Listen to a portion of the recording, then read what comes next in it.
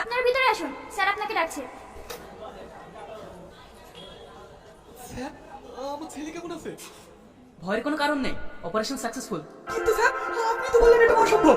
তাহলে সম্ভব হলো কিভাবে? জানতে চান? আসুন।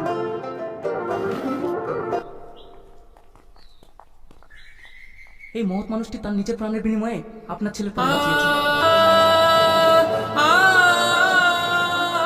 সালমা, সালমা, সালমা, ওঠো, সালমা, সালমা। আমরা এটা করতে রাজি ছিলাম না, কিন্তু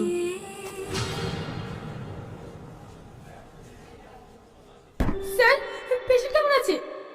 পেশেন্টের অবস্থা ভীষণ খারাপ, ওর বাঁচার কোনো সম্ভাবনা নেই। স্যার, কোনো কিছুর বিনিময়ে কি ওকে বাঁচানো সম্ভব নয়? আছে, একমাত্র হার্ট ট্রান্সফার করলেই ওকে বাঁচানো সম্ভব। স্যার, আমি তো ভয়। এসব কি বলছেন আপনি? এটা কিভাবে সম্ভব? হ্যাঁ স্যার, আমি ওকে হার্ট করবো।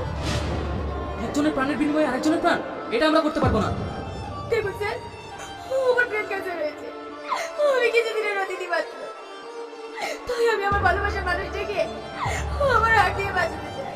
স্যার, আমি আপনার হাত ধরছি, আপনারা যেখানে যেতে বলেন আমি সেখানে যেতে রাজি আছি। আপনারা ওকে বাঁচিয়ে তুলুন। কিন্তু ও আমাদের একটা মিথ্যে কথা বলেছে, ওর কোনো ব্রেন ক্যান্সার ছিল না। আর হ্যাঁ, এই চিঠিটা দিয়েছে।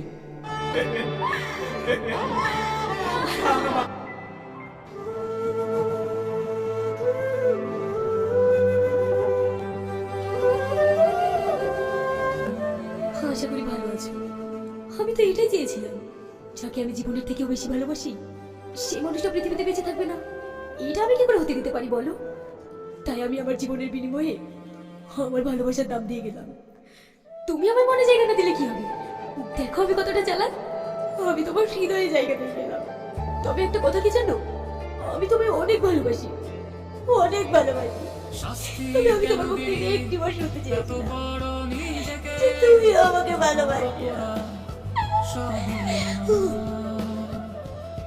যত অপরাধ সবই আমার